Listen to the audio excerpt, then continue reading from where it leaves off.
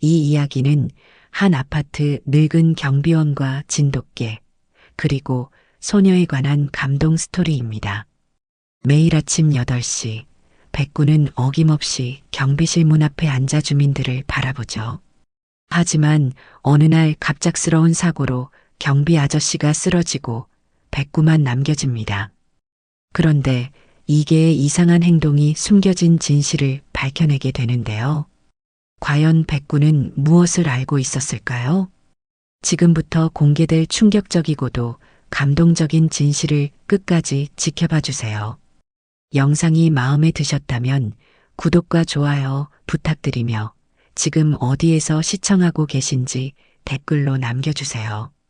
여러분의 이야기도 듣고 싶습니다. 그럼 지금부터 최만식 아저씨와 백구의 특별한 이야기를 들려드리겠습니다. 새벽 5시 30분. 경비실의 작은 알람 시계가 울리기도 전에 최만식은 눈을 뜹니다. 이곳은 세 동짜리 아파트를 지키는 경비실입니다. 옆에서 자던 백구도 함께 몸을 일으키죠. 이미 4년째 반복되고 있는 일상이었습니다. 만식은 조용히 일어나 간단히 세수를 하고 백구의 밥그릇에 사료를 담아줍니다. 오늘도 수고하자, 백구야. 만식의 낮은 목소리에 백구는 꼬리를 살짝 흔들며 대답합니다. 둘 사이엔 말이 필요하지 않았어요. 서로의 마음을 알고 있었거든요. 만식은 경상북도 청송에서 태어나 평생을 체육교사로 살았던 사람입니다. 아내를 먼저 보내고 혼자가 된 지도 벌써 7년이 흘렀죠. 자식들은 모두 서울로 떠났고 가끔 안부 전화가 오는 게 전부였습니다. 그런 만식에게 이제는 백구가 유일한 가족이었어요. 백구를 처음 만난 건 3년 전 겨울이었습니다. 아파트 쓰레기장 옆에서 떨고 있던 새하얀 강아지를 발견했을 때 만식은 그냥 지나칠 수 없었어요. 진돗개 특유의 날카로운 귀와 똑똑한 눈망울을 가진 그 개는 사람을 무서워했었죠. 처음엔 경계를 많이 했었지. 만식은 백구의 머리를 쓰다듬으며 혼잣말을 합니다. 백구는 고개를 들어 만식을 바라보죠. 그 눈빛엔 깊은 신뢰가 담겨 있었습니다. 오전 8시, 만식은 경비실 문을 열고 하루 일과를 시작합니다.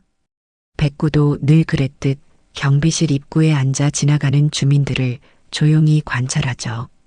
아이들은 백구를 보며 신기해하지만 어른들은 대부분 불편한 시선을 보냅니다. 경비실에서 개를 키우는 게 말이 됩니까? 이런 불만들이 종종 들려왔지만 만식은 묵묵히 자신의 일만 했습니다. 아파트 청소, 택배 정리, 방문자 확인까지 성실하게 맡은 바 책임을 다했죠. 그런 와중에 유상철 동대표가 나타났습니다. 부동산 사업으로 돈을 번 그는 아파트 재건축을 추진하며 입주민들 사이에서 영향력을 키워가고 있었어요. 겉으론 항상 웃는 얼굴이었지만 그 웃음 뒤엔 차가운 계산이 숨어 있었습니다. 최 경비원님, 요즘 경비 인건비가 너무 부담스럽다는 주민들 의견이 많아요. 유상철은 경비실을 방문할 때마다 이런 말을 던졌습니다. 직접적으로 그만두라고 하지는 않았지만 그 의도는 분명했죠. 특히 백구를 볼 때면 눈살을 찌푸리며 혀를 찼습니다. 걔는 정말 위생상 문제가 있어요. 아이들한테 해롭지 않을까요? 하지만 만식에게는 특별한 친구가 하나 있었습니다. 바로 12살 지우였어요. 부모님이 맞벌이를 하는 지우는 방과 후에 늘 경비실 앞을 지나가곤 했는데 백구와 금세 친해졌습니다. 아저씨, 백구 이름 누가 지었어요? 지우가 백구를 쓰다듬으며 물었을 때 만식은 처음으로 미소를 지었습니다. 너처럼 순수하고 깨끗해서 백구라고 했단다. 지우는 백구에게 과자를 나눠주고 학교에서 있었던 일들을 이야기해주곤 했습니다. 백구도 지우가 올 시간이 되면 경비실 앞에서 기다렸어요. 만식은 그런 모습을 보며 가슴이 따뜻해졌습니다. 저녁이 되면 만식과 백구는 아파트 주변을 천천히 산책했습니다. 백구는 항상 만식의 왼쪽에서 같은 속도로 걸었어요. 마치 오랜 친구처럼 자연스럽게 말이죠. 그들만의 고요한 시간이었습니다. 밤이 깊어지면 만식은 경비실에서 책을 읽고 백구는 그 옆에서 조용히 잠들었습니다. 간혹 밖에서 이상한 소리가 들리면 백구가 귀를 쫑긋 세우며 경계했지만 만식이 괜찮다고 말하면 다시 눈을 감았어요. 이렇게 평범하지만 소중한 일상이 계속될 줄 알았습니다. 하지만 운명은 예고 없이 찾아오는 법이죠. 그날도 여느 때와 다름없이 아침이 밝았지만 그 누구도 앞으로 일어날 일을 예상하지 못했습니다. 백구는 그날 유독 만식 곁을 떠나지 않으려 했어요. 마치 무언가를 예감하는 것처럼 말입니다. 며칠 새 아파트 분위기가 조금씩 변하기 시작했습니다. 유상철의 영향력이 커지면서 주민들 사이에서도 경비 문제에 대한 이야기가 자주 나오기 시작했어요. 특히 백구에 대한 불만이 점점 커져갔습니다. 아파트에서 개를 키우는 게 정말 적절한가요? 우리 아이가 개를 무서워해서 현관문도 제대로 못 나가겠어요. 주민 단체방에는 이런 메시지들이 연일 올라왔습니다. 만식은 이런 이야기들을 직접 듣지는 못했지만 주민들의 시선이 차가워지는 걸 느낄 수 있었어요. 예전에 가끔이라도 인사를 건네던 사람들도 이제는 고개를 돌리며 지나갔습니다. 어느 오후 유상철이 다시 경비실을 찾아왔습니다. 이번에는 몇 명의 주민들과 함께였어요. 그들의 표정은 모두 굳어 있었습니다. 최 경비원님, 이제 정말 심각하게 논의해 봐야 할 것 같아요. 유상철의 목소리는 평소보다 더 단호했습니다. 주민들 대부분이 동의하고 있습니다. 개는 정말 위생상 문제가 있고 특히 아이들한테는 위험할 수도 있어요. 다른 주민 한 명이 거들었습니다. 그리고 요즘 경비 업무도 예전만 못하지 않나요? 개 때문에 신경 쓸 게 많아서 그런 것 같은데. 이 말에 만식의 얼굴이 굳어졌습니다. 자신은 언제나 성실하게 일해왔다고 생각했는데 이런 평가를 받다니 마음이 아팠어요. 죄송합니다만 백구는 제게 가족 같은 존재입니다.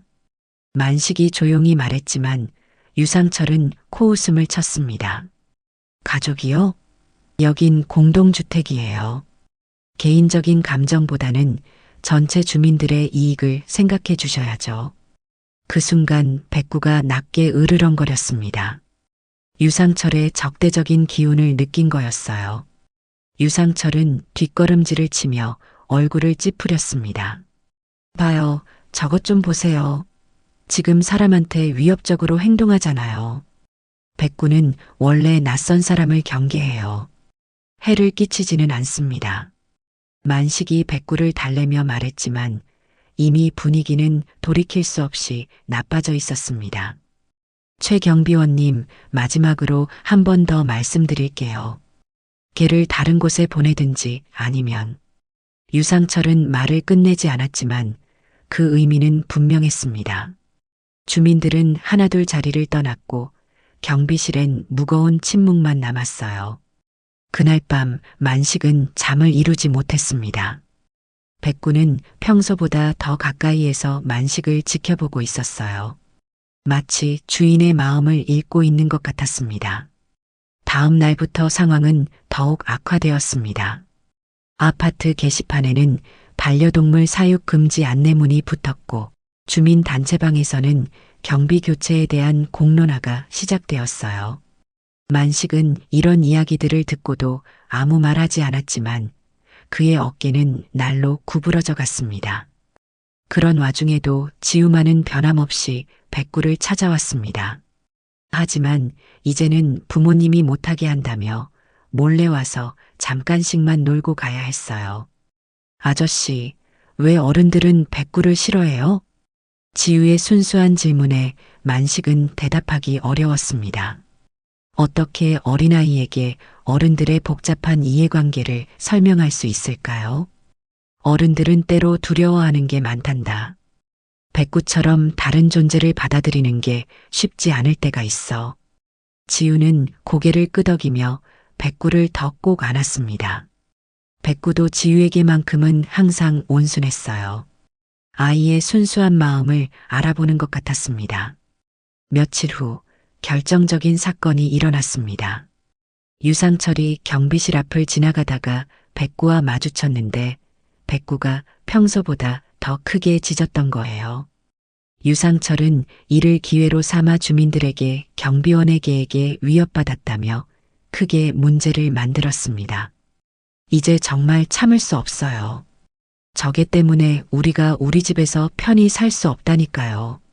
주민회의가 긴급 소집되었고 만식은 회의실에 불려갔습니다. 백구는 경비실에 혼자 남겨졌어요. 회의는 예상대로 흘러갔습니다.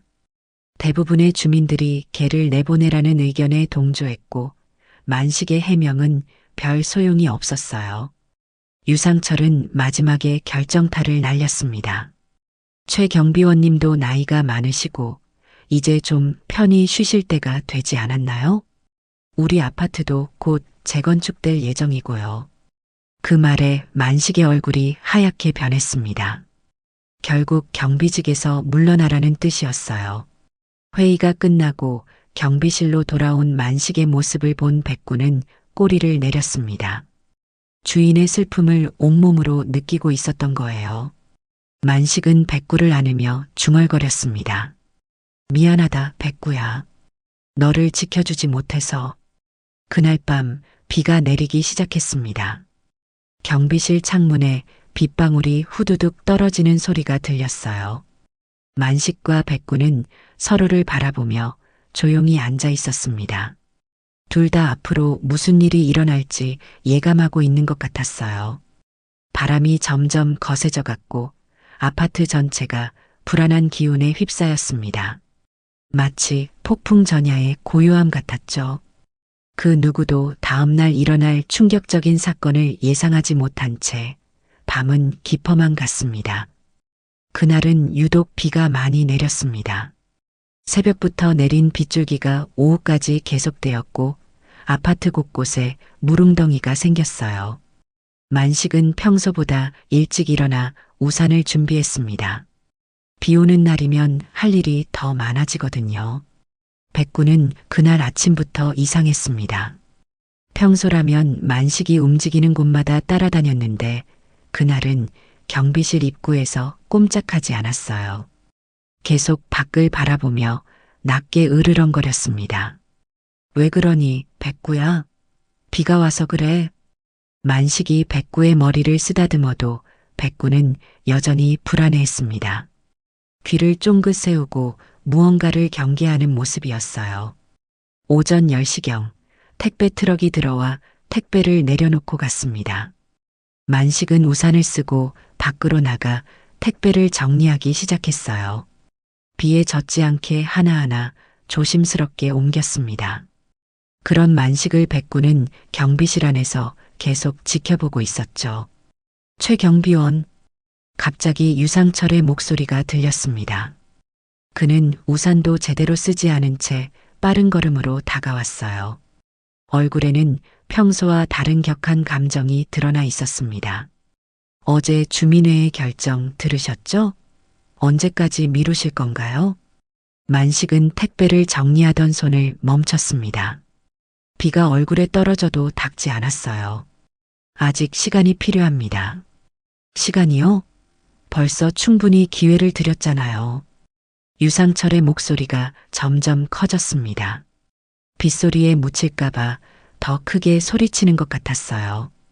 경비실 안에서 백구가 더 크게 짖기 시작했습니다. 주인이 위험에 처했다는 걸 본능적으로 느낀 거였죠. 백구는 경비실 문을 긁으며 나가려고 했지만 문이 닫혀 있어서 나갈 수 없었습니다. 저게 좀 보세요. 지금도 위협적으로 짖고 있잖아요. 유상철이 경비실을 가리키며 소리쳤습니다.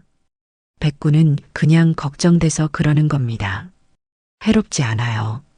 만식이 차분히 대답했지만 유상철은 이미 흥분한 상태였습니다. 아니에요. 저게는 위험해요. 당장 치워야 한다고요. 그 순간이었습니다. 유상철이 만식에게 한 걸음 다가서며 강하게 밀쳤어요. 예상치 못한 일이었습니다. 만식은 뒤로 비틀거리더니 젖은 바닥에 미끄러져 넘어졌습니다. 아! 짧은 비명과 함께 만식의 머리가 계단 모서리에 부딪혔습니다. 둔탁한 소리가 빗소리를 뚫고 울렸어요. 만식은 그대로 쓰러져 움직이지 않았습니다. 유상철은 잠시 당황했습니다. 이런 일이 벌어질 줄은 몰랐거든요. 하지만 곧 주변을 둘러보며 아무도 보지 않았다는 걸 확인했습니다. 경비실 안에서 백구의 짖는 소리가 더욱 절망적으로 들렸습니다. 백구는 문을 미친 듯이 긁으며 나가려고 했지만 소용없었어요. 주인이 쓰러진 걸 보고도 달려갈 수 없다는 게 얼마나 괴로웠을까요? 다른 주민이 발견한 건 30분 후였습니다. 쇼핑을 마치고 돌아온 한 주부가 경비실 앞에 쓰러져 있는 만식을 발견하고 비명을 질렀어요. 어머, 경비 아저씨가 쓰러졌어요. 곧 구급차가 왔습니다. 의료진들이 만식을 들것에 옮기는 동안 백구는 경비실 안에서 계속 울부짖었어요. 그 소리는 마치 세상이 무너지는 것 같은 절망적인 울음이었습니다. 구급차가 떠나고 나서 아파트는 다시 조용해졌습니다. 하지만 경비실에서는 백구의 울음소리가 계속 들렸어요. 처음에는 크게 짖다가 점점 낑낑거리는 소리로 바뀌었습니다. 그날 밤 백구는 만식의 근무복 위에 몸을 웅크리고 누웠습니다. 주인의 냄새가 남아있는 옷을 꼭 안고 있는 것처럼 보였어요. 평소 활발하던 백구는 완전히 기운을 잃었습니다. 이틀째 되는 날 백구는 아무것도 먹지 않았습니다. 물그릇에 코만 대고는 다시 만식의 옷 위로 돌아갔어요. 주민들 중에서는 백구를 걱정하는 사람들도 있었지만 대부분은 이제 개 문제도 해결됐다며 안도했습니다. 그때부터 밤이 되면 백구의 기이한 행동이 시작되었습니다. 갑자기 일어나서 경비실 문 앞에 앉아 바깥을 바라보는 거였어요. 마치 만식이 돌아오기를 기다리는 것처럼 말이죠. 그러다가 새벽이 되면 다시 근무복 위로 돌아가 웅크렸습니다. 사흘째 되는 날부터는 더 이상한 일들이 일어났습니다. 백구가 밤마다 낑낑거리며 우는 소리가 아파트 전체에 울려 퍼졌어요. 그 소리는 마치 누군가를 부르는 것 같기도 하고 무언가를 호소하는 것 같기도 했습니다. 적의 소리 때문에 잠을 못 자겠어요. 정말 소름 끼쳐요. 저런 울음소리는 처음 들어요. 주민들 사이에서 불만이 커졌지만 아무도 선뜻 백구에게 다가가려 하지 않았습니다. 백구의 눈빛이 너무 슬퍼서 차마 보기 어려웠거든요. 유상철만이 이 상황을 기회로 여겼습니다. 주민 단체방에 메시지를 올렸어요. 이제 정말 저개를 처리해야 할 때입니다. 경비원도 없는데 개만 남겨둘 수는 없잖아요. 하지만 이상하게도 아무도 백구에게 손을 대려 하지 않았습니다.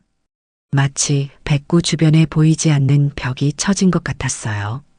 백구의 슬픔이 너무 깊어서 감히 건드릴 수 없었던 걸까요? 일주일이 지났지만 만식은 여전히 의식을 찾지 못했습니다. 의사들은 뇌출혈로 인한 혼수 상태라고 했어요. 언제 깨어날지 아무도 알 수 없다고 했습니다. 백구는 그 사실을 알 리 없었지만 마치 모든 걸 이해하고 있는 것 같았어요. 더 이상 문 앞에서 기다리지도 않고 그냥 만식의 근무복을 꼭 안고 조용히 눈물을 흘리는 것 같았습니다. 아파트의 분위기도 점점 무거워졌습니다. 백구의 슬픔이 모든 사람들에게 전해지는 것 같았어요. 심지어 평소에 개를 싫어하던 사람들조차 백구를 보면 마음이 아팠습니다. 그런 가운데 유일하게 백구를 찾는 사람이 있었습니다. 바로 지우였어요. 부모님 몰래 경비실 앞에 와서 백구를 바라보곤 했습니다. 하지만 백구는 지우에게조차 반응하지 않았어요. 너무 깊은 슬픔에 빠져 있었거든요. 만식이 쓰러진 지 열흘이 지났습니다. 백구의 상태는 더욱 심각해졌어요. 거의 아무것도 먹지 않아서 눈에 띄게 야위어 갔습니다. 털도 윤기를 잃고 푸석푸석해졌죠. 그래도 만식의 근무복만은 절대 놓지 않았어요. 지우는 매일 방과 후에 경비실 앞을 지나갔습니다.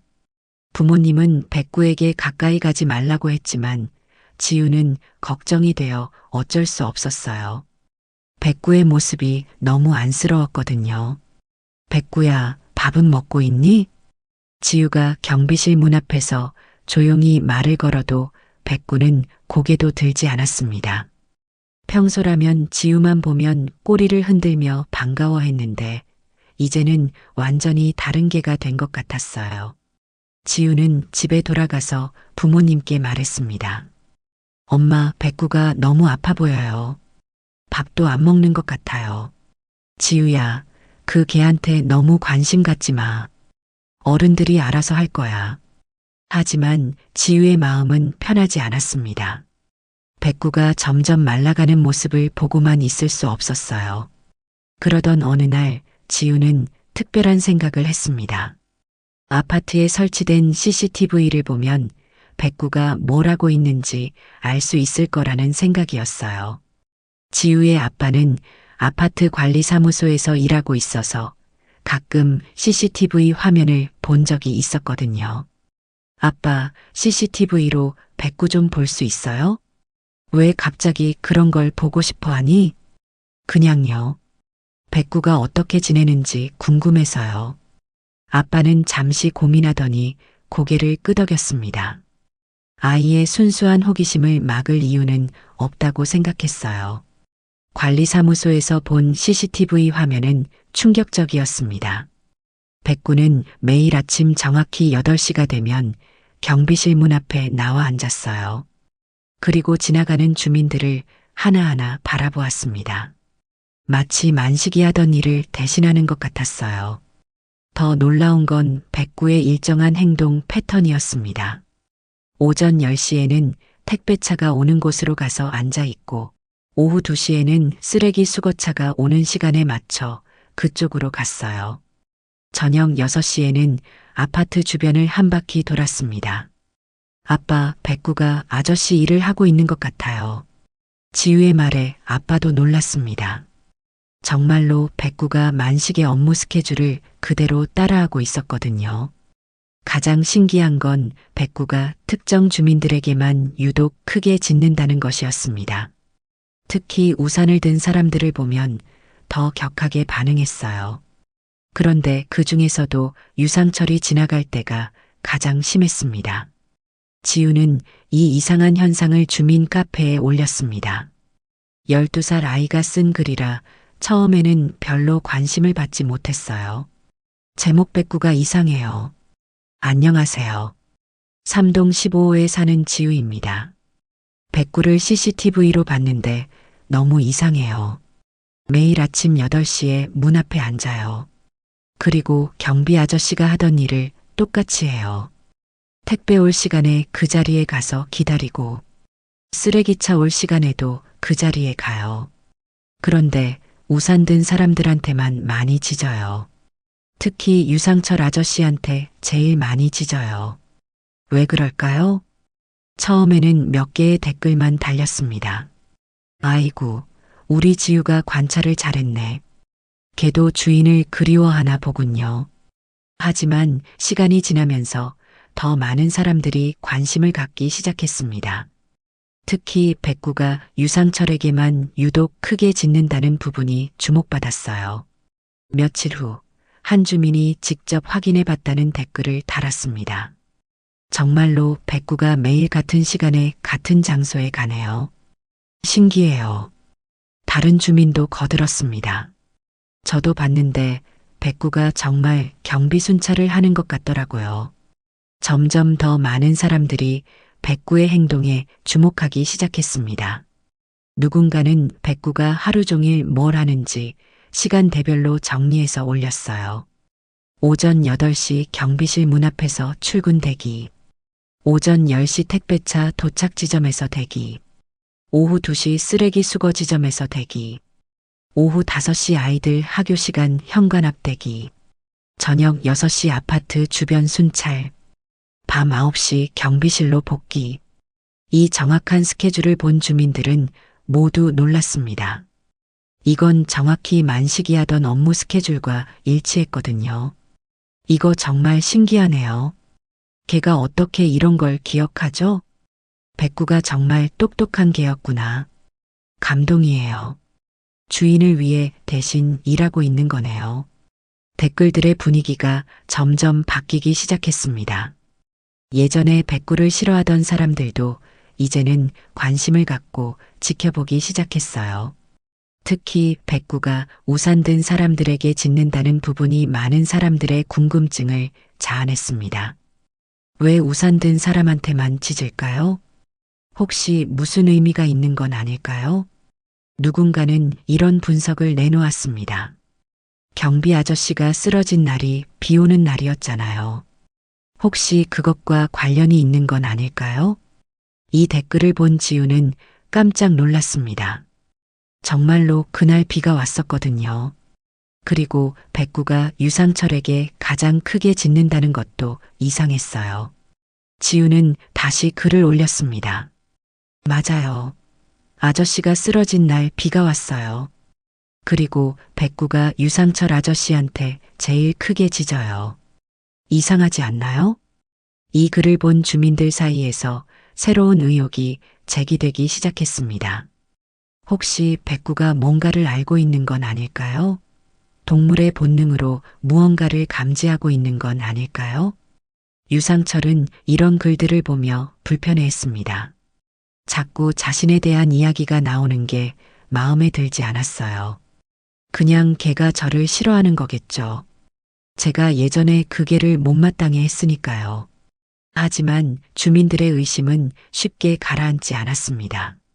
오히려 더 많은 사람들이 백구의 행동을 유심히 관찰하기 시작했어요. 그리고 마침내 누군가가 결정적인 제안을 했습니다. 그날 CCTV 영상을 다시 확인해 보면 어떨까요? 혹시 우리가 놓친 게 있을 수도 있잖아요.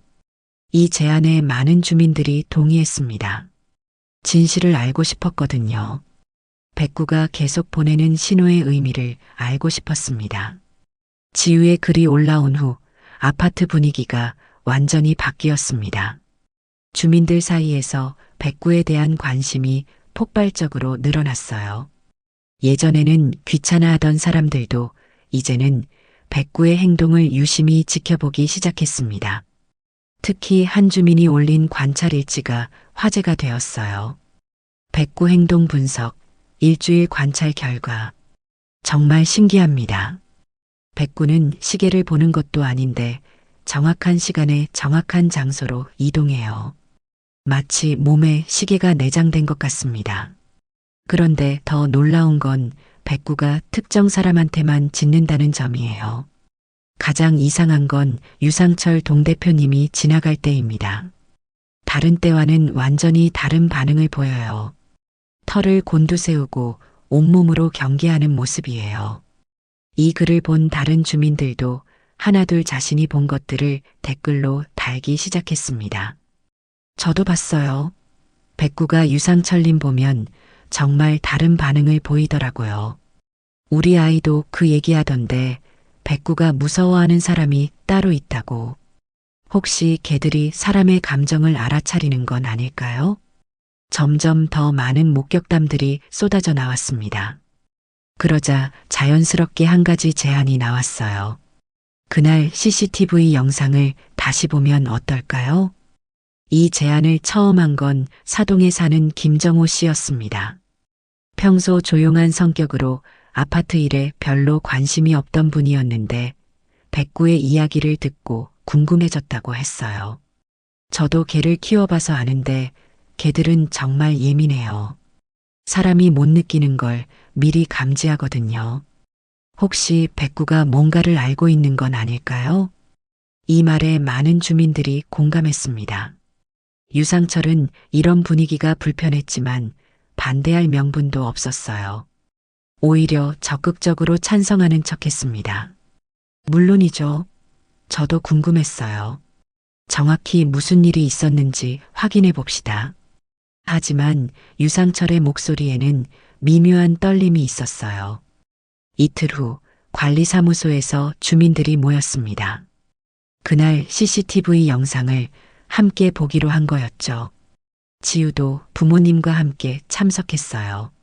자, 그럼 사고 당일 오전 9시부터 확인해 보겠습니다. 관리소장이 영상을 틀었습니다. 화면에는 비 오는 날의 아파트 모습이 나왔어요. 만식이 우산을 쓰고 택배를 정리하는 모습이 보였습니다. 저기 백구도 보이네요. 누군가가 말했습니다. 경비실 안에서 백구가 밖을 내다보고 있는 모습이 화면에 잡혔어요. 영상이 계속 진행되었습니다. 만식이 택배를 하나씩 옮기는 모습, 그리고 갑자기 나타난 유상철의 모습까지 모든 게 그대로 녹화되어 있었습니다. 잠깐만요. 김정호 씨가 말했습니다. 다시 한번 봐주세요. 유상철 님이 나타나는 부분부터요. 관리소장이 영상을 되돌렸습니다. 유상철이 빠른 걸음으로 다가오는 모습이 다시 나왔어요. 그런데 자세히 보니 뭔가 이상했습니다. 저 사람 표정 좀 보세요. 평소 유상철의 모습과는 달랐어요.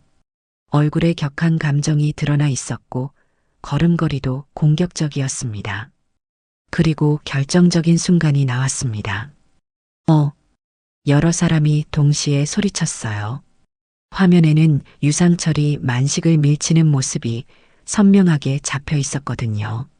잠깐, 이거 뭐예요? 분명히 밀었잖아요. 사고가 아니라 사람이 민 거였어요? 주민들이 웅성거리기 시작했습니다. 유상철의 얼굴이 하얗게 변했어요. 아니에요. 그냥 실수로. 실수요? 이게 실수로 보여요? 영상을 다시 보니 더욱 명확했습니다. 유상철이 만식에게 다가가서 양손으로 밀치는 모습이 똑똑히 보였어요. 그리고 만식이 뒤로 넘어지면서 머리를 부딪히는 장면까지 모든 게 녹화되어 있었습니다. 가장 충격적인 건 그 다음이었어요. 만식이 쓰러진 후 유상철이 주변을 둘러보며 아무도 보지 않았는지 확인하는 모습까지 나왔거든요. 이건 고의였잖아요. 어떻게 이런 일이. 주민들의 분노가 폭발했습니다. 모두가 유상철을 비난하는 눈빛으로 바라봤어요. 잠깐만요. 제가 설명을. 유상철이 변명하려 했지만 이미 늦었습니다. 그럼 백구가 계속 당신한테 짖은 이유가 이거였군요. 지우가 소리쳤습니다. 백구가 다 알고 있었던 거예요. 아저씨를 다치게 한 사람이 누군지. 이 말에 모든 사람들이 소름 끼쳤어요. 정말로 백구가 진실을 알고 있었던 거였습니다. 그래서 유상철만 보면 그렇게 짖었던 거예요. 걔가 어떻게. 동물들은 정말 신기해요. 사람보다 더 정확하게 알아보는 것 같아요. 주민들은 백구의 지능에 감탄했습니다. 동시에 유상철에 대한 분노도 커졌어요. 당장 경찰에 신고해야죠. 이건 명백한 폭행이에요. 유상철은 더 이상 변명할 수 없었습니다. 영상이 모든 걸 말해주고 있었거든요. 저는 정말 실수였어요. 그냥 화가 나서 사람을 민다고요? 그것도 나이 많은 어르신을. 김정호 씨가 분노했습니다. 그리고 사고 후에 아무 말도 안 했잖아요. 이건 명백한 범죄예요. 곧 경찰이 불려왔습니다. 유상철은 결국 현행범으로 체포되었어요. 영상 증거가 너무나 명확했거든요. 사건이 해결되자 주민들의 관심은 자연스럽게 백구에게 쏠렸습니다. 정말 대단한 개네요. 사람보다 더 정확하게 진실을 알고 있었어. 우리가 백구를 오해했구나. 그제서야 사람들은 깨달았습니다. 백구가 그동안 보여준 모든 행동에는 이유가 있었다는 걸요. 만식을 대신해서 경비 업무를 하려 했던 것도, 유상철에게 짖었던 것도 모든 게 사랑하는 주인을 위한 마음에서 나온 거였습니다. 이제 백구한테 어떻게 사과하죠? 누군가가 말했습니다. 모든 사람들이 부끄러워했어요. 그동안 백구를 오해하고 밀어내려 했던 자신들의 행동을 후회했습니다. 지우가 가장 먼저 입을 열었습니다. 우리 모두 백구한테 가서 미안하다고 해요. 그리고 아저씨가 돌아올 때까지 백구를 잘 돌봐요. 이 제안에 모든 주민들이 고개를 끄덕였습니다. 이제야 진정한 마음으로 백구를 받아들일 수 있게 되었어요. 경찰이 도착한 후 상황은 급속도로 진전되었습니다. CCTV 영상은 결정적인 증거였어요. 유상철이 만식을 고의로 밀쳤다는 사실이 명확하게 드러났거든요. 더 이상 변명의 여지가 없었습니다. 유상철 씨, 폭행 혐의로 체포합니다. 경찰관의 차가운 목소리가 관리사무소에 울렸어요. 유상철은 수갑을 찬 채 끌려나갔습니다. 그의 얼굴에는 절망과 후회가 뒤섞여 있었어요. 주민들은 충격에 빠졌습니다. 그동안 믿고 따랐던 동대표가 거짓말쟁이였다니요. 더욱 충격적인 건 무고한 경비원을 해치고도 아무렇지 않게 지냈다는 사실이었습니다. 정말 소름 끼쳐요. 어떻게 그런 일을 하고도 평정심을 유지할 수 있었을까요? 그러게요. 매일 우리 앞에서 웃으면서 인사했잖아요. 주민들 사이에서는 분노와 함께 두려움도 퍼졌어요. 그런 사람과 함께 살고 있었다는 사실이 끔찍했거든요. 하지만 더 큰 충격은 따로 있었습니다. 바로 백구의 놀라운 판단력이었어요. 정말 신기해요. 백구가 어떻게 알았을까요? 지우가 경이로운 표정으로 말했습니다. 동물들은 사람보다 훨씬 예민하거든. 특히 개들은 사람의 감정이나 의도를 정확하게 읽어내지. 김정호 씨가 설명했습니다. 그는 수의사 출신이라 동물의 습성을 잘 알고 있었어요. 백구는 그날부터 계속 신호를 보내고 있었던 거예요. 우리가 못 알아차렸을 뿐이지. 정말 그랬습니다. 백구가 유상철에게만 유독 크게 짖었던 것, 우산 든 사람들을 경계했던 것, 모든 게 이유가 있었던 거예요. 경찰 조사가 진행되면서 더 충격적인 사실들이 드러났습니다. 유상철이 재건축 과정에서 개인적인 이익을 챙기려 했다는 것도 밝혀졌어요. 만식을 내쫓으려 한 것도 그런 계획의 일부였습니다. 백구를 빌미로 최경비 아저씨를 해고하고 자기 사람을 고용하려 했던 거예요. 정말 치밀한 계획이었네요. 주민들은 자신들이 얼마나 속아왔는지 깨달았습니다. 그리고 동시에 백구에 대한 미안함도 커졌어요. 그날 저녁 주민들이 하나둘 경비실 앞에 모여들기 시작했습니다. 백구에게 사과하기 위해서였어요. 하지만 백구는 여전히 만식의 근무복을 안고 있었고 사람들을 보려 하지도 않았습니다. 백구야, 미안해. 지우가 가장 먼저 말했습니다. 우리가 너를 오해했어. 정말 미안해. 다른 주민들도 하나씩 사과의 말을 건넸어요. 백구야, 아저씨들도 잘못했어. 내가 우리를 지켜주려 했는데 우리는 몰라봤구나. 하지만 백구는 반응하지 않았습니다. 너무 깊은 슬픔에 빠져 있었거든요. 며칠 후 병원에서 연락이 왔습니다. 만식이 의식을 되찾았다는 소식이었어요. 주민들은 모두 기뻐했지만 백구에게 이 소식을 어떻게 전해야 할지 고민이었습니다. 지우가 백구에게 조심스럽게 다가갔어요. 백구야, 좋은 소식이 있어. 아저씨가 깨어나셨어. 백구가 처음으로 고개를 들었습니다. 희미하지만 눈에 생기가 돌아오는 것 같았어요. 정말이야. 아저씨가 병원에서 눈을 뜨셨다고. 백구는 지우를 바라보다가 갑자기 일어났습니다. 그리고 경비실 문 앞으로 가서 앉았어요. 마치 만식이 돌아오기를 기다리는 것처럼 말이죠. 주민들은 백구의 모습에 감동받았습니다.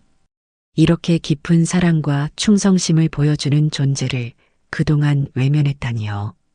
우리가 정말 잘못했구나. 한 주민이 눈물을 흘렸습니다. 백구가 우리보다 훨씬 더 좋은 마음을 가지고 있었어. 그날부터 주민들의 태도가 완전히 바뀌었습니다. 경비실 앞에는 백구를 위한 음식과 물이 놓이기 시작했어요. 꽃다발과 편지도 함께 놓였습니다. 백구야, 미안했어. 앞으로는 우리가 너를 지켜줄게. 내가 아저씨를 기다리는 동안 우리가 함께 있을게. 아이들도 백구에게 편지를 써서 가져왔어요. 백구야, 너는 정말 용감한 개야. 나도 너처럼 용감해지고 싶어. 백구야, 우리 친구하자. 백구는 여전히 만식의 근무복을 놓지 않았지만 예전보다는 조금씩 반응하기 시작했습니다. 특히 지우가 오면 꼬리를 살짝 흔들어 주었어요. 며칠 후 더 좋은 소식이 들려왔습니다. 만식의 상태가 많이 좋아져서 곧 퇴원할 수 있다는 것이었어요. 정말요? 아저씨가 집에 오신다고요? 지우가 기뻐 날뛰었습니다. 백구도 이 소식을 듣고는 처음으로 근무복에서 일어났어요. 그리고 경비실 문 앞에서 꼬리를 흔들기 시작했습니다. 주민들은 만식의 퇴원을 환영하기 위한 준비를 시작했어요. 경비실을 청소하고 꽃으로 장식했습니다. 백구를 위한 새 방석도 준비했어요. 이제 우리 아파트에도 평화가 돌아오겠네요. 정말 다행이에요. 백구도 이제 웃을 수 있겠어요. 하지만 주민들은 또 다른 걱정이 있었습니다. 만식이 이 모든 진실을 알면 얼마나 충격받을까요? 자신을 위해 백구가 얼마나 힘들어했는지 알면 어떨까요? 지우가 말했습니다. 아저씨한테는 우리가 잘 설명해 드려요. 백구가 얼마나 훌륭한 개인지, 우리가 얼마나 미안해 하는지. 다른 주민들도 고개를 끄덕였습니다. 맞아요. 이제 우리가 백구와 아저씨를 제대로 대해드려야죠. 그리고 드디어 그날이 왔습니다. 만식이 병원에서 퇴원하는 날이었어요. 백구는 아침부터 경비실 문 앞에서 목을 빼고 기다리고 있었습니다. 마치 주인이 오는 걸 미리 알고 있는 것 같았어요. 주민들도 하나둘 모여들었습니다. 모두가 만식과 백구의 재회를 기다리고 있었어요. 만식이 퇴원하는 날 아침, 아파트 전체가 들썩였습니다. 주민들은 일찍부터 경비실 주변을 정리하고 꽃을 준비했어요. 그리고 모두가 한마음으로 기다렸습니다. 진정한 영웅의 귀환을 말이죠. 백구는 새벽부터 경비실 문 앞에 앉아 있었습니다. 평소와는 다른 모습이었어요. 털을 단정하게 정리하고 꼬리를 살짝 흔들며 기다리고 있었거든요. 마치 가장 좋은 모습으로 주인을 맞이하고 싶어 하는 것 같았습니다. 백구야, 오늘 아저씨 오시는 날이야. 지우가 백구 옆에 앉으며 말했습니다. 백구는 지우를 바라보며 작은 소리로 응답했어요.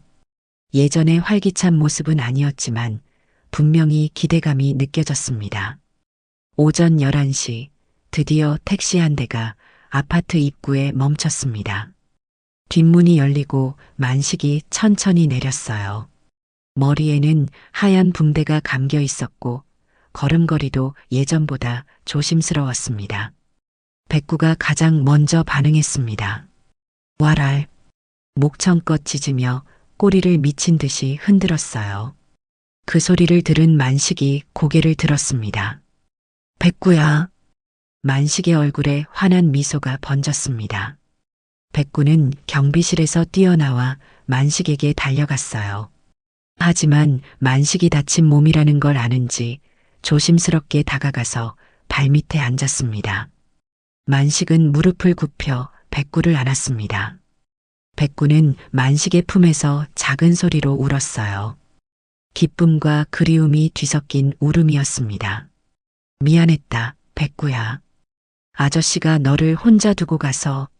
만식의 목소리도 떨렸습니다. 병원에서 모든 이야기를 들었거든요.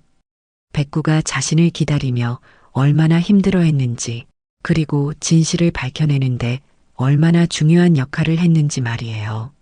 주민들이 하나둘 다가왔습니다. 모두의 얼굴에는 미안함과 고마움이 섞여 있었어요. 정말 죄송합니다, 만식 씨. 김정호 씨가 먼저 입을 열었습니다. 우리가 백구를 오해했어요. 그리고 당신에게도 너무 무관심했고요. 다른 주민들도 하나씩 사과의 말을 건넸습니다. 백구가 정말 대단한 개였어요. 백구만 정확한 진실을 알고 있었네요.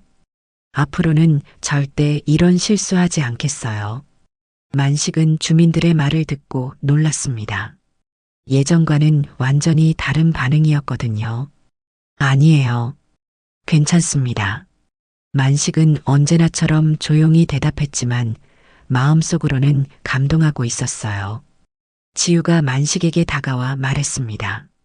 아저씨, 백구가 정말 똑똑해요. 아저씨 대신 경비 일도 하고 나쁜 사람도 찾아냈어요. 그래, 우리 백구가 그렇게 훌륭했구나. 만식이 백구를 쓰다듬으며 말했어요. 백구는 주인의 손길에 눈을 감고 행복해했습니다. 그날부터 아파트의 분위기가 완전히 바뀌었습니다. 주민들은 앞다투어 백구에게 관심을 보였어요. 산책할 때마다 인사를 건네고 간식도 챙겨주었습니다. 백구야, 오늘도 수고했어. 우리 아파트 지켜줘서 고마워. 아이들은 더욱 적극적이었습니다. 방과 후에 경비실 앞에 모여 백구와 놀아주었어요. 백구야, 우리랑 공놀이 하자. 백구야, 이거 맛있는 간식이야. 백구도 점점 활기를 되찾았습니다. 이제는 꼬리를 흔들며 아이들과 놀았어요. 하지만 여전히 만식 곁을 떠나지 않으려 했습니다. 며칠 후 주민회에서 특별한 결정을 내렸습니다.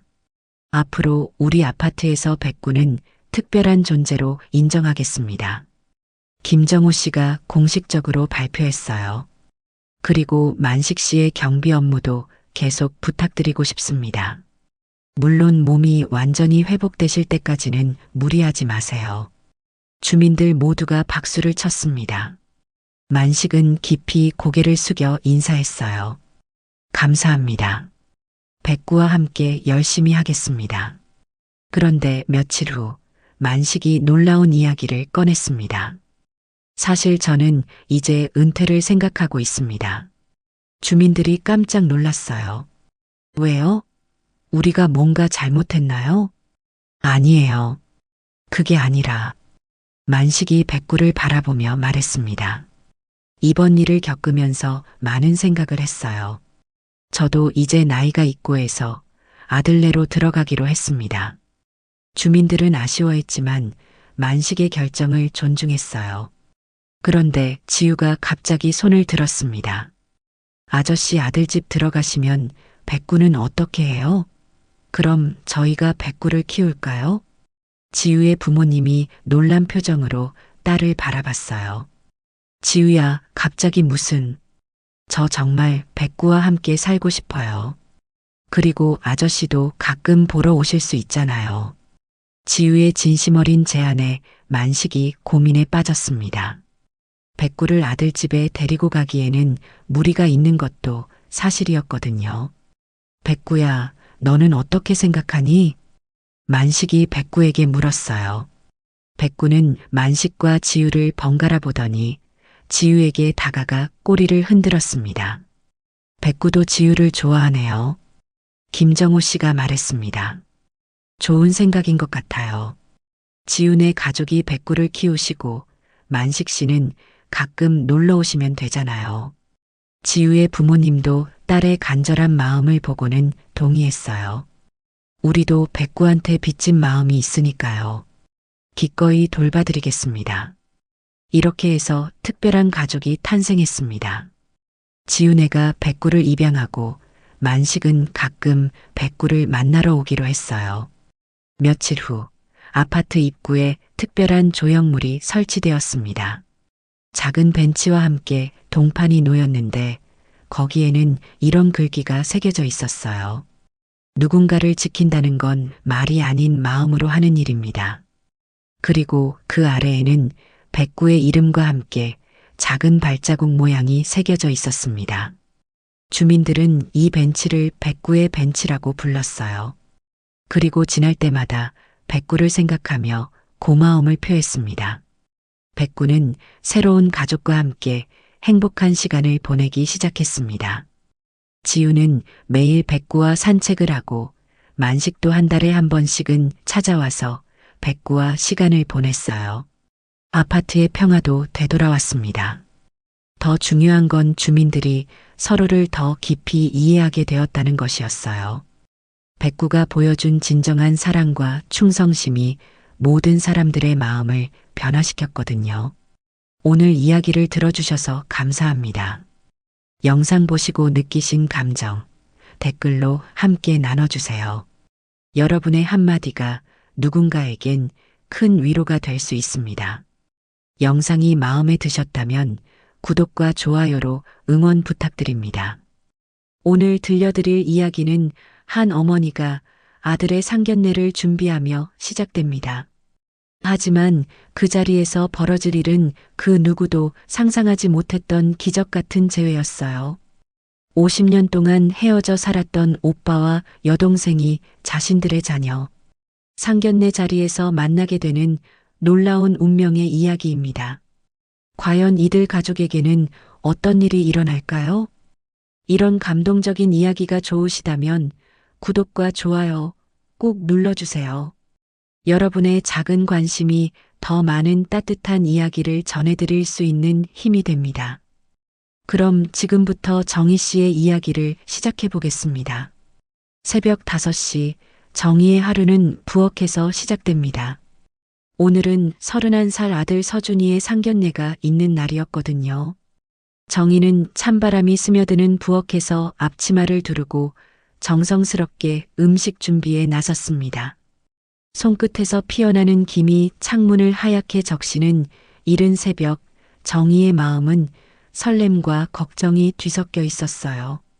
늦은 나이에 좋은 사람 만났다니 다행이야. 정희는 혼잣말을 중얼거리며 미나리를 다듬었습니다.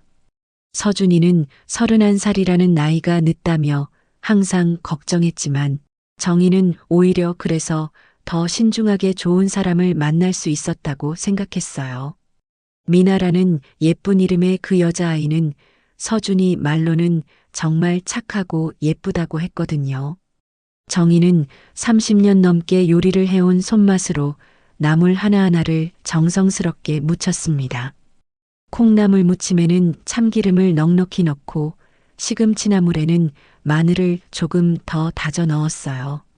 상견례 음식이니만큼 정말 정성을 다해서 준비하고 싶었거든요. 여보, 이렇게 새벽부터 일어나서 고생이 많네요. 남편 명수가 부엌으로 들어와 정희의 어깨를 다독였습니다. 명수 역시 오늘 상견례 때문에 평소보다 일찍 잠에서 깼어요. 결혼한 지 35년이 된 부부였지만 이런 큰일이 있을 때면 여전히 서로를 챙기는 마음이 남아 있었죠. 괜찮아요. 우리 서준이 일인데 이 정도야 뭐. 정희는 환하게 웃으며 고사리나물을 그릇에 담았습니다. 아들을 위한 일이라면 새벽부터 일어나는 것쯤은 전혀 힘들지 않았어요. 오히려 이렇게 정성껏 음식을 준비하면서 상대방 가족에게 좋은 인상을 남기고 싶다는 마음이 더 컸거든요. 서준이는 평소보다 1시간 일찍 일어나 거실에서 어슬렁거리고 있었습니다. 중학교 체육교사인 서준이는 평소 당당하고 씩씩한 모습이었지만 오늘만큼은 긴장한 기색이 역력했어요. 엄마, 제가 뭐 도울 일 없나요? 아니야, 서준아. 너는 그냥 준비나 해. 긴장된다고 해서 일찍 일어났구나. 정희는 아들의 마음을 다 알고 있다는 듯 다정하게 말했습니다. 서준이는 미나를 정말 사랑한다고 했어요. 처음 미나 이야기를 할 때 아들의 눈빛이 얼마나 반짝였는지 정희는 지금도 기억하고 있었거든요. 네, 조금 긴장돼요. 그런데 미나 부모님이 정말 좋으신 분들이래요. 아버지는 회사 임원이시고 어머니는 정말 따뜻하신 분이라고 하더라고요. 서준이는 미나에게서 들은 이야기들을 정희에게 전했습니다. 미나의 아버지 도연은 중견기업에서 임원으로 일하는 성실한 분이고 어머니는 집안일에 정성을 다하는 현모양처라고 했어요. 시간이 흘러 오전 10시가 되자 정희 가족은 정성껏 준비한 음식들을 싸서 성북구에 있는 전통 한정식 집으로 향했습니다. 명수가 운전을 하고 정희와 서준이는 뒷자리에 앉았어요. 정희는 창밖을 바라보며 오늘 만날 미나의 가족을 생각했습니다. 좋은 인연이었으면 좋겠다. 정희의 마음속에는 아들의 행복을 바라는 어머니의 간절한 마음이 가득했습니다. 서준이가 늦은 나이에 만난 사랑이니만큼 더욱 소중하게 여기고 싶었어요. 한정식집까지 가는 길 정희는 상대방 가족과의 만남이 어떨지 설렘 반 걱정 반으로 마음을 달래고 있었습니다.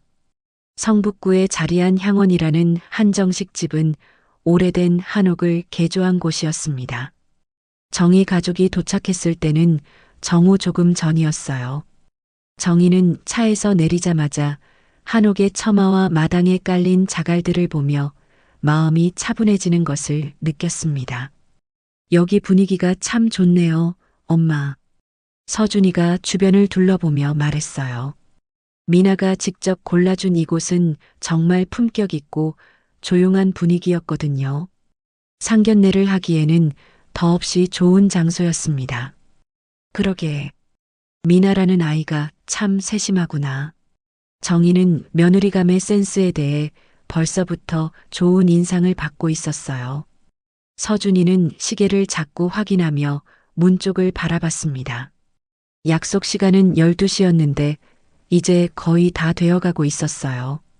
정희도 덩달아 긴장되기 시작했습니다. 서준아, 너무 긴장하지 마. 미나 부모님도 우리만큼 떨리실 거야. 정희는 아들의 어깨를 토닥이며 다독였어요. 하지만 정희 자신도 마음이 콩콩 뛰고 있었거든요.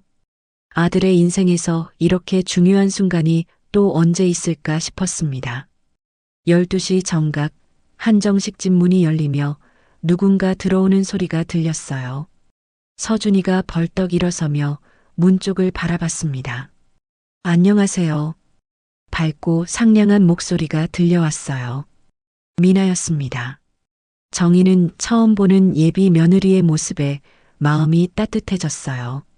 미나는 정말 예쁘고 단정한 차림새로 서준이에게 다가와 인사를 건넸습니다. 어머니, 아버지, 안녕하세요. 미나입니다. 미나가 정희와 명수에게 정중하게 인사를 올렸어요. 정희는 미나의 밝은 미소와 예의 바른 모습에 첫눈에 마음에 들었습니다. 어머, 미나야. 정말 반갑구나. 서준이가 맨날 이야기하더라. 정희는 미나의 손을 잡으며 반갑게 인사했어요. 미나 뒤로는 단아한 인상의 중년 여성이 들어왔습니다. 미나의 어머니 혜란이었어요. 안녕하세요. 미나 어머니 최혜란이라고 합니다. 평소 저희 미나가 서준군 이야기를 정말 많이 했어요. 혜란은 정희에게 정중하게 인사를 건넸고 정희 역시 따뜻하게 맞아주었습니다. 두 어머니는 금세 서로 편안한 분위기를 만들어 갔어요. 그런데 혜란 뒤로 마지막에 들어오는 남성의 발걸음 소리가 들렸습니다. 정희는 자연스럽게 고개를 들어 미나의 아버지를 맞을 준비를 했어요. 문이 완전히 열리며 키가 크고 단정한 정장 차림의 남성이 들어섰습니다. 머리에는 희끗희끗 흰머리가 섞여 있었고 인상은 과묵하면서도 온화해 보였어요. 그 순간이었습니다. 정희의 눈이 그 남성과 마주치는 순간 세상이 멈춘 것 같았어요. 정희는 입을 다물 수 없었고 심장이 미친 듯이 뛰기 시작했습니다. 그 남성, 도연 역시 정희를 보는 순간 굳어진 듯 움직이지 못했어요. 안녕하세요. 미나 아버지. 도연이 인사를 건넸지만 목소리가 떨리고 있었습니다. 정희는 아무 말도 할 수 없었어요. 왜 이런 기분이 드는지, 왜 이 사람을 보면 마음이 이렇게 뒤흔들리는지 알 수 없었거든요. 정희의 입술이 파르르 떨렸고 도연의 눈빛에는 당황함과 함께 뭔가 알 수 없는 감정이 스쳐갔습니다. 방 안의 공기가 갑자기 무거워졌고 서준이와 미나 그리고 명수와 혜란까지 모두 이상한 기류를 감지하기 시작했어요. 정희는 도연의 얼굴을 뚫어지게 바라보고 있었습니다. 마치 시간이 멈춘 것처럼 그 순간 방 안의 모든 소음이 사라진 듯 했어요. 정희의 가슴 속에서는 뭔가 뜨거운 것이 올라오고 있었는데 그것이 무엇인지 스스로도 알 수 없었습니다. 어머니, 괜찮으세요? 서준이가 어머니의 이상한 반응을 눈치채고 조심스럽게 물었어요. 정희는 서준이의 목소리에도 반응하지 못했습니다. 그녀의 눈은 오직 도연에게만 고정되어 있었거든요. 도연 역시 마찬가지였습니다. 그는 정희를 보는 순간부터 말문이 막혀버렸어요. 가슴 한편에서 알 수 없는 감정이 밀려오고 있었는데 그것은 그리움 같기도 했습니다. 하지만 처음 만나는 사람에게 왜 이런 감정을 느끼는지 도연 자신도 혼란스러웠어요. 여보, 인사드려야죠. 혜란이 도연의 팔꿈치를 살짝 찌르며 속삭였습니다.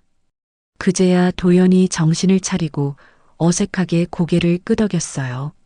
아, 네. 안녕하세요. 미나 아버지 도연이라고 합니다. 도연의 목소리는 평소와 달리 떨리고 있었습니다. 정희는 여전히 아무 말 없이 도연을 바라보고만 있었어요.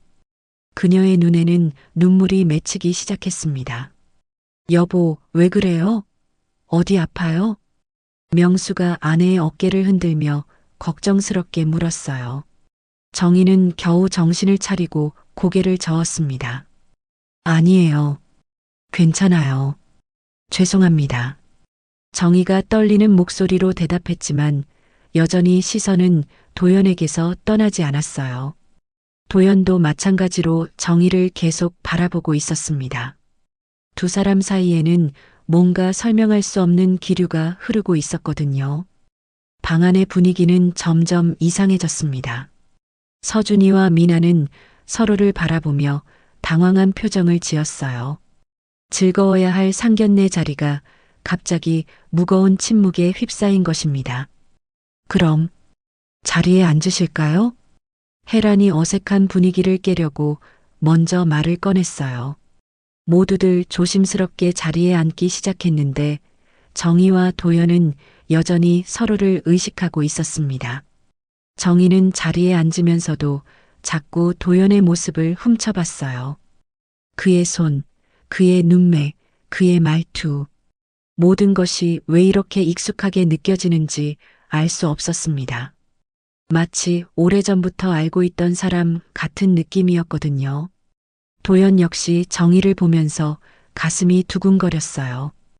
분명 처음 만나는 사람인데 왜 이렇게 마음이 흔들리는지 이해할 수 없었습니다. 특히 정희의 눈을 볼 때마다 어린 시절의 어떤 기억이 희미하게 떠오르는 것 같았어요. 아버님께서는 어떤 일을 하고 계신가요? 명수가 어색한 침묵을 깨뜨리려고 도연에게 말을 걸었습니다. 도연은 겨우 정신을 차리고 대답했어요. 네. 중견기업에서 임원으로 일하고 있습니다. 그러시군요. 저는 작은 회사에서 격리 일을 하고 있어요. 두 남자가 대화를 나누는 동안에도 정희와 도연의 시선은 계속 얽혀 있었습니다. 정희는 도연이 말할 때마다 그 목소리에서 뭔가 그리운 것을 느꼈어요. 분명 처음 듣는 목소리인데 왜 이렇게 익숙한지 신기했습니다. 어머니는 선물 감사합니다. 매실청 정말 귀한 건데. 미나가 정희가 준비한 선물을 보며 말했어요. 정희는 겨우 미소를 지으며 대답했습니다. 아니에요. 그냥 정성껏 준비했을 뿐이에요. 하지만 정희의 목소리는 여전히 떨리고 있었어요. 도연을 보는 순간부터 마음이 진정되지 않았거든요. 도연 역시 정희의 말소리를 들으며 가슴 한편이 뭉클해지는 것을 느꼈습니다. 상견례는 계속되었지만 정희와 도연 모두 집중할 수 없었어요. 두 사람은 서로를 의식하면서도 왜 이런 감정을 느끼는지 이해할 수 없어 더욱 혼란스러워했습니다. 방 안의 다른 사람들도 이 이상한 분위기를 감지하고 있었지만 뭐라고 말해야 할지 몰라 어색함만 커져갔어요. 정희는 도연이 찻잔을 들어올리는 모습을 지켜보다가 깜짝 놀랐습니다. 그의 오른손 엄지손가락 아래쪽에 작은 흉터가 있었거든요. 길쭉하고 희끗한 그 흉터를 보는 순간 정희의 가슴이 쿵 내려앉았어요. 저 흉터. 정희는 무의식적으로 자신의 손을 내려다봤습니다. 왜 그런지 모르겠지만 저 흉터가 낯설지 않았어요. 마치 어디선가 본 적이 있는 것 같은 기분이었거든요. 도연이 차를 마시며 입가에 살짝 미소를 띄었는데 그 미소가 정희의 마음을 또다시 흔들어 놓았습니다. 어디선가 본 듯한 그 미소, 그 눈웃음. 정희는 머릿속이 혼란스러워지기 시작했어요. 미나 아버님께서는 형제분이 계세요? 명수가 자연스럽게 물었습니다. 도연은 잠시 찻잔을 내려놓고 조용히 대답했어요. 아니요. 저는 외동입니다. 사실 어릴 때 여동생이 있었는데. 도연의 목소리가 갑자기 낮아졌습니다. 정희는 그 말에 귀가 번쩍 열렸어요. 왜 그런지 모르겠지만 도연의 이야기가 남의 일 같지 않았거든요. 여동생이 있었다고요? 혜란이 놀라며 물었습니다. 결혼한 지 30년이 넘었지만 남편에게서 여동생 이야기를 들어본 적이 없었거든요. 네. 제가 10살이고 동생이 7살 때 부모님과 놀이동산을 갔었는데 그때 동생을 잃어버리게 되었죠. 도연의 말에 방 안이 조용해졌습니다. 정희는 심장이 미친 듯이 뛰는 것을 느꼈어요. 그럼 지금도 찾고 계신 건가요? 서준이가 조심스럽게 물었어요. 도연은 고개를 끄덕였습니다. 네. 평생 찾고 있어요. 그 아이 이름이 은주였는데 은주라는 이름이 나오는 순간 정희는 숨이 막히는 듯 했습니다. 왜 그런지 모르겠지만 그 이름을 들으니 가슴 깊은 곳에서 뭔가 뜨거운 것이 올라왔어요. 정희는 무의식 중에 자신의 왼쪽 팔을 만졌습니다. 거기에는 어릴 때 다쳐서 생긴 나비 모양의 화상 흉터가 있었거든요. 정희는 그 흉터의 유래를 정확히 기억하지 못했어요. 입양되기 전의 기억들은 대부분 흐릿했거든요. 어머니, 얼굴이 너무 안 좋으세요. 미나가 걱정스럽게 정희를 바라봤습니다. 정희는 진짜로 어지러움을 느끼고 있었어요. 도연의 이야기를 들으면서 머릿속에 자꾸 어떤 장면들이 떠올랐거든요. 어린 남자아이가 더 어린 여자아이의 손을 잡고 걷는 모습, 그 남자아이가 여자아이를 은주야라고 부르는 목소리, 그리고 갑자기 손이 놓이면서 헤어지게 되는 순간. 괜찮습니다. 조금 어지러울 뿐이에요. 정희는 억지로 웃음을 지었지만 마음은 점점 더 혼란스러워졌어요. 왜 도연의 이야기가 이렇게 생생하게 느껴지는 걸까요?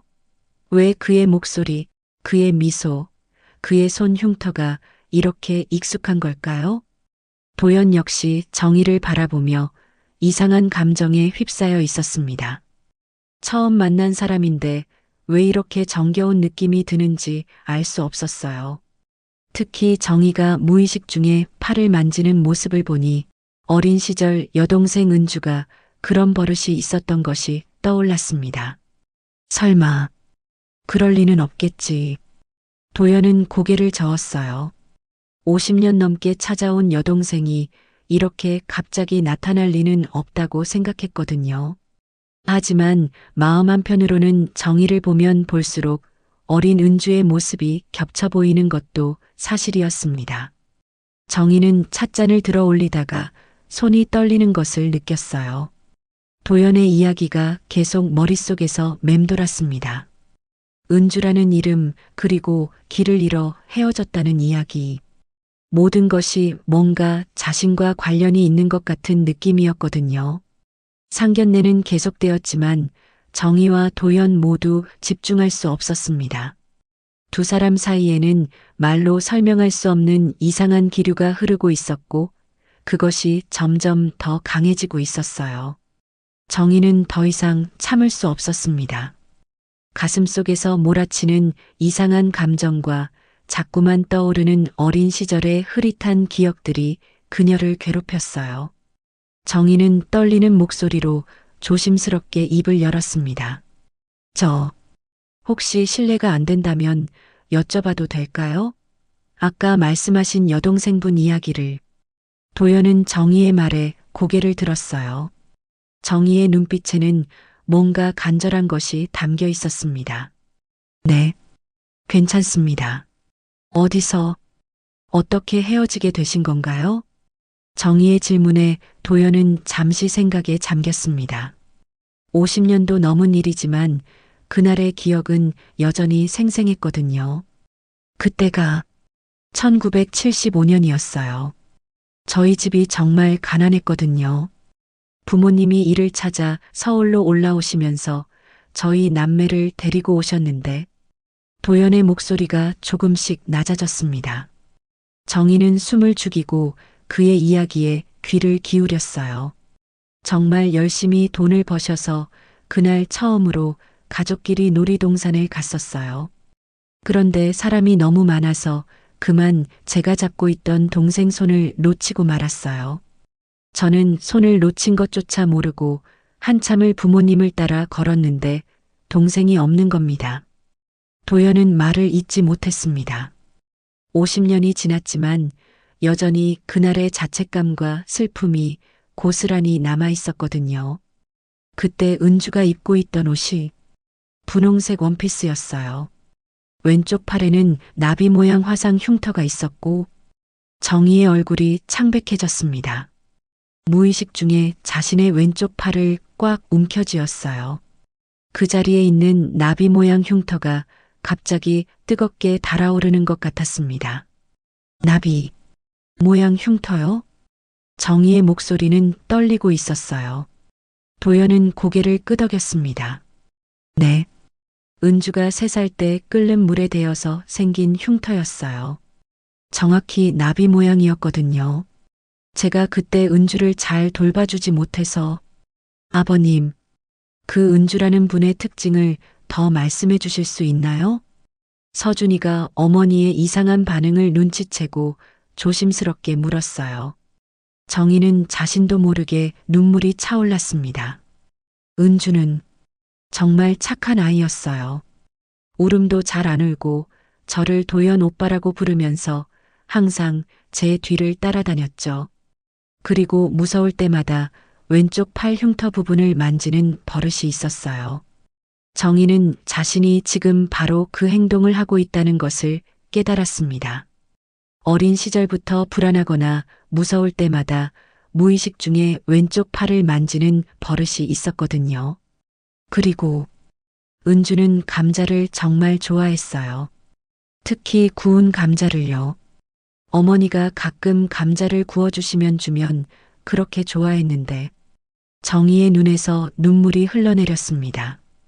지금도 감자 요리를 유독 좋아하는 자신의 모습이 떠올랐거든요. 특히 구운 감자는 어린 시절부터 가장 좋아하는 음식이었어요. 어머니, 왜 우세요? 미나가 걱정스럽게 물었지만 정희는 대답할 수 없었습니다. 가슴속에서 뭔가 터져나올 것 같은 감정이 몰려오고 있었거든요. 정희는 떨리는 손으로 소매를 걷어 올렸습니다. 그리고 자신의 왼쪽 팔에 있는 나비 모양 흉터를 모든 사람에게 보여주었어요. 저도 어릴 때 이 흉터가 생겼어요. 그리고 정희는 목이 메어 말을 계속할 수 없었습니다. 도연은 정희의 팔에 있는 흉터를 보는 순간 의자에서 벌떡 일어났어요. 그게 저는 입양아예요. 어릴 때 이름이 은주였어요. 정희의 고백에 방안이 순간 정적에 휩싸였습니다. 도연은 믿을 수 없다는 표정으로 정희를 바라봤어요. 서준이와 미나, 명수와 혜란까지 모두 입을 다물지 못했습니다. 1975년. 저도 그때 길을 잃었어요. 놀이공원에서 오빠 손을 놓치고 정희의 말에 도연의 눈에서도 눈물이 흘러내렸습니다. 50년 넘게 찾아온 여동생이 바로 눈앞에 있었던 것입니다. 은주야. 정말 은주구나. 도연의 떨리는 목소리가 방 안에 울려 퍼졌습니다. 도연은 떨리는 손으로 정희에게 다가갔습니다. 정희의 왼쪽 팔에 있는 흉터를 더 자세히 보고 싶었거든요. 정희는 눈물을 흘리면서도 팔을 내밀었어요. 정말 나비 모양이네요. 도연이 흉터를 보며 속삭였습니다. 그 흉터는 50년 전 기억 속의 것과 똑같았어요. 모양도 위치도 모든 것이 일치했습니다. 오빠, 정희가 떨리는 목소리로 불렀어요. 그 순간 도연의 가슴이 미친 듯이 뛰었습니다. 50년 넘게 그리워했던 그 목소리, 도연 오빠라고 부르던 그 어린 목소리가 떠올랐거든요. 은주야. 정말 은주야? 도연은 정희의 양손을 잡고 물었어요. 정희는 고개를 끄덕이며 눈물을 쏟아냈습니다. 네. 오빠. 저예요. 은주예요. 그 순간 도연의 눈에서도 눈물이 폭포처럼 쏟아졌습니다. 50년 동안 품어온 그리움과 자책감, 그리고 만날 수 없을 거라는 절망감이 한꺼번에 무너져 내렸어요. 미안해. 정말 미안해, 은주야. 오빠가 너를 잃어버렸어. 50년 동안 얼마나 찾았는데. 도연은 정희를 끌어안으며 대성통곡했습니다. 정희 역시 오빠의 품에 안겨서 50년 동안 쌓인 그리움을 모두 쏟아내듯 울었어요. 오빠, 보고 싶었어요.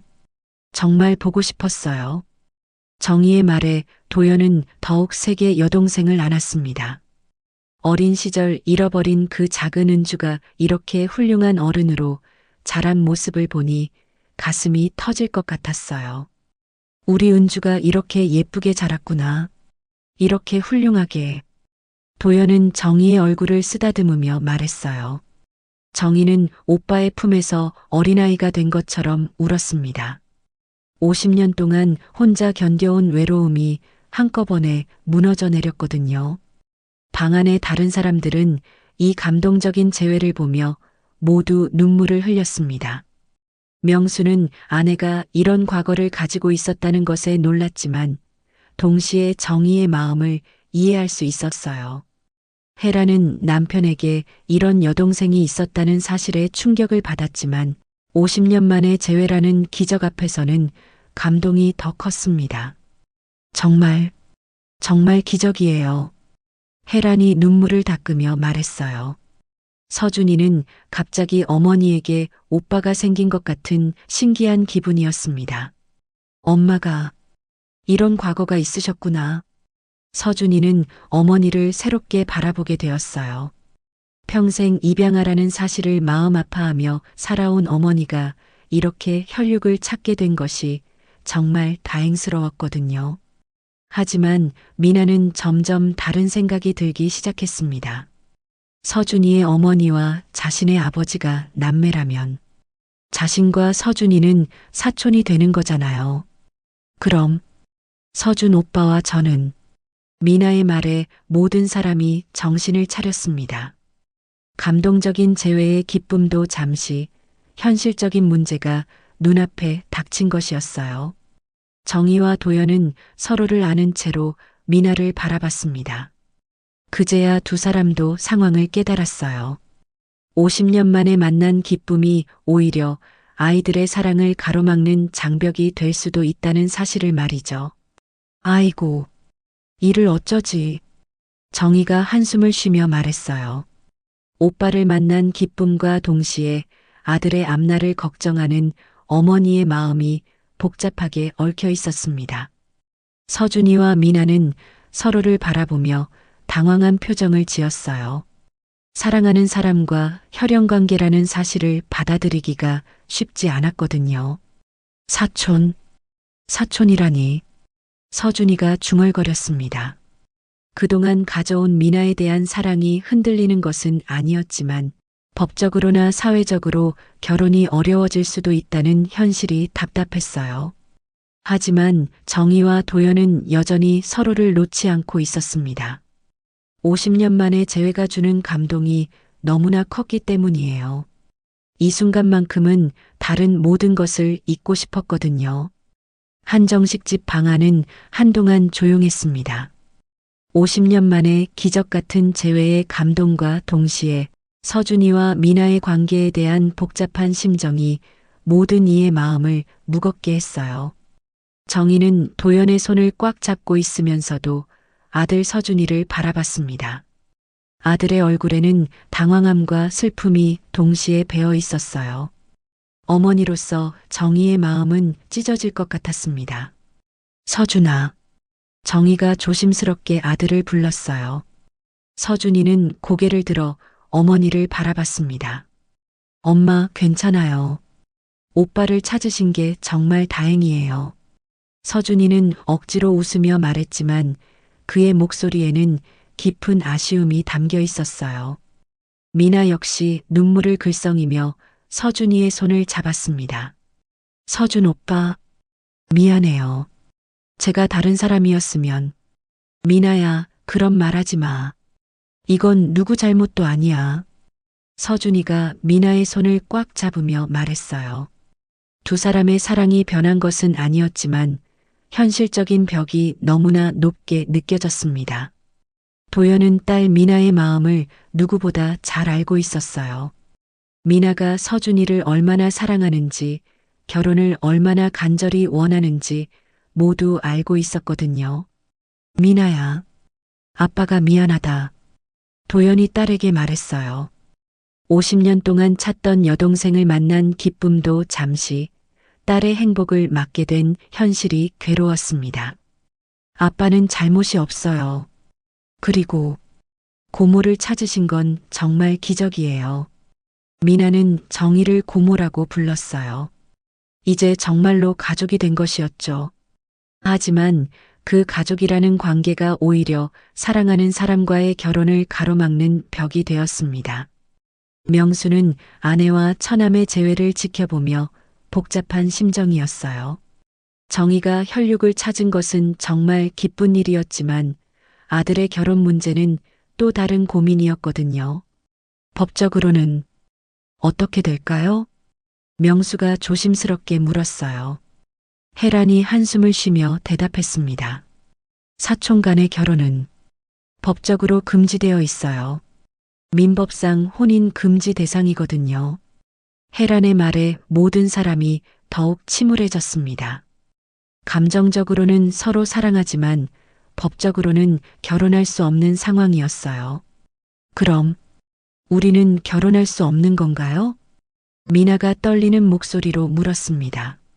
서준이는 미나의 손을 더욱 꽉 잡았어요. 미나야, 방법이 있을 거야. 우리가 포기할 필요는 없어.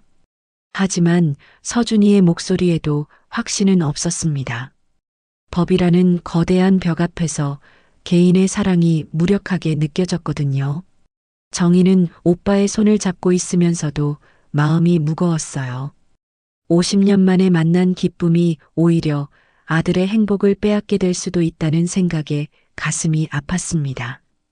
은주야, 우리가 만난 게 잘못된 걸까? 도연이 여동생에게 조심스럽게 물었어요. 정희는 고개를 저었습니다. 아니에요, 오빠. 오빠를 만난 건 제 인생에서 가장 기쁜 일이에요. 다만 정희는 서준이와 미나를 바라봤습니다. 두 젊은이의 슬픈 표정을 보니 어머니로서, 고모로서 마음이 찢어졌어요. 사랑한다고 해서 모든 게 다 되는 건 아니지만 서준이가 중얼거렸습니다. 그동안 미나와 함께 꿈꿔왔던 미래가 한순간에 무너진 것 같았어요. 서준 오빠, 포기하지 말아요. 분명 방법이 있을 거예요. 미나가 서준이를 격려했지만 그녀 자신도 어떤 방법이 있을지 막막했습니다. 방 안의 분위기는 점점 더 무거워졌어요. 기적 같은 재회의 기쁨과 현실적인 좌절감이 함께 존재하는 복잡한 상황이었습니다. 그때 정희가 조용히 입을 열었어요. 저희가 법적으로는 남매가 맞지만 실제로는 50년 동안 떨어져 살았잖아요. 혈연관계라고 해도. 정희의 말에 모든 사람이 귀를 기울였습니다. 혹시 어떤 해결책이 있을지 기대하는 마음이었어요. 법은 법이지만 마음은 또 다른 문제니까 우리가 방법을 찾아보자고요. 정희의 말에 도연도 고개를 끄덕였습니다. 늦게나마 만난 가족이 오히려 또 다른 가족의 행복을 막을 수는 없었거든요. 6개월이 지났습니다. 정희와 도연은 그동안 잃어버린 50년의 시간을 조금씩 메워가고 있었어요. 매주 일요일이면 두 가족이 모여 함께 식사를 하고 어린 시절 이야기를 나누며 남매의 정을 되찾아가고 있었습니다. 서준이와 미나는 처음에는 절망했지만 두 사람의 사랑은 법적인 제약보다 더 강했어요. 그들은 새로운 방법을 찾기로 했습니다. 법적인 혼인신고는 할 수 없었지만 마음으로 맺는 진정한 결혼식을 올리기로 한 것이죠. 정말 괜찮겠니, 미나야? 혜란이 딸에게 걱정스럽게 물었어요. 법적인 보장 없이 사는 것이 딸에게 불이익이 될까봐 걱정이었거든요. 네, 엄마. 사랑한다면 그걸로 충분해요. 서준 오빠와 함께 있을 수 있다면요. 미나의 대답에 혜란은 더 이상 말리지 않았습니다. 딸의 의지가 확고했고 서준이가 미나를 얼마나 소중히 여기는지도 잘 알고 있었거든요. 가을이 깊어가는 어느 토요일, 두 가족은 조용한 교회에서 특별한 결혼식을 올렸습니다. 법적인 효력은 없었지만 하느님과 가족들 앞에서 맺는 진심 어린 약속이었어요. 서준이와 미나가 비록 법적으로는 부부가 될 수 없지만 마음으로는 진정한 부부가 되기를 축복합니다. 목사님의 축복 기도에 모든 가족이 눈물을 흘렸어요. 정희는 아들의 행복한 모습을 보며 가슴이 벅찼습니다. 사랑하는 미나, 평생 당신을 지키고 사랑하겠습니다. 서준이의 서약에 미나는 눈물을 흘리며 대답했어요. 서준 오빠, 저도 평생 오빠만을 사랑하겠어요. 어떤 어려움이 와도 함께 이겨나가겠습니다. 두 사람은 반지를 주고받으며 키스를 나눴습니다. 비록 법적인 부부는 아니었지만 마음만큼은 세상 그 누구보다 진실한 부부였어요. 결혼식이 끝난 후 정희는 혼자 교회 뒤편 작은 정원으로 나왔습니다. 가을 하늘이 높고 푸르렀어요. 정희는 하늘을 바라보며 조용히 중얼거렸습니다. 아버지, 어머니, 저 살아있어요. 그리고 오빠도 찾았어요. 정희의 눈에서 눈물이 흘러내렸어요. 어린 시절 헤어진 후 평생 그리워했던 부모님께 이제야 안부를 전할 수 있었거든요. 아들도 좋은 사람 만났고요. 비록 법적인 결혼은 아니지만 진심으로 사랑하는 사람이에요. 걱정하지 마세요. 정희는 하늘에 계실 부모님께 조용히 감사 인사를 드렸습니다. 50년 동안 혼자 견뎌온 외로움이 이제야 완전히 치유되는 것 같았어요. 은주야. 뒤에서 도연의 목소리가 들렸어요. 정희는 뒤돌아 오빠를 바라봤습니다. 오빠도 부모님께 인사드리러 오셨구나요. 그래. 우리가 이렇게 만날 수 있게 해주셔서 감사하다고 말씀드리고 싶었어. 도연도 하늘을 바라보며 조용히 기도했어요. 50년 동안 여동생을 찾지 못한 자책감으로 괴로워했던 세월이 이제야 끝나는 것 같았습니다. 오빠, 그동안 어떻게 사셨어요? 저 없이. 정희가 조심스럽게 물었어요. 도연은 쓸쓸한 미소를 지었습니다. 은주야, 하루도 너를 잊은 적이 없었어. 혜란이와 결혼할 때도, 미나가 태어났을 때도 늘 내가 보고 싶었어. 저도 마찬가지였어요. 왜 그런지 모르겠지만 항상 누군가가 그리웠거든요. 그게 오빠였구나. 두 남매는 나란히 서서 하늘을 바라봤어요. 50년이라는 긴 세월 동안 떨어져 있었지만 이제는 진짜 가족이 된 것 같았습니다. 앞으로는 더 이상 혼자가 아니에요, 오빠. 그래, 은주야. 이제 우리 모두 가족이야. 정원 한편에서는 서준이와 미나가 손을 잡고 대화를 나누고 있었어요. 명수와 혜란도 서로 이야기를 나누며 새로운 가족 관계에 적응해 가고 있었습니다. 세상에는 정말 신기한 일들이 많아요. 미나가 서준이에게 말했어요. 그러게. 누가 상견례에서 이런 기적이 일어날 줄 알았겠어? 서준이가 웃으며 대답했습니다. 두 사람은 비록 법적인 부부는 아니었지만 마음만큼은 세상에서 가장 행복한 부부였어요.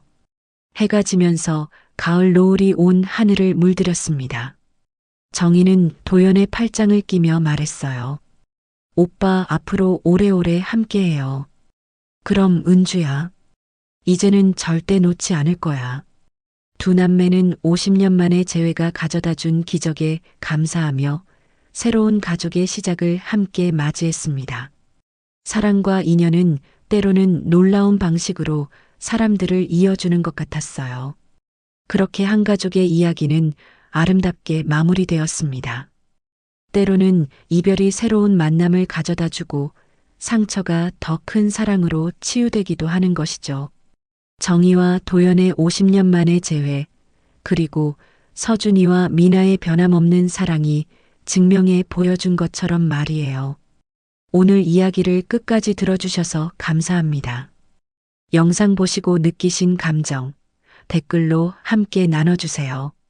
여러분의 한마디가 누군가에겐 큰 위로가 될 수 있습니다. 영상이 마음에 드셨다면 구독과 좋아요로 응원 부탁드립니다.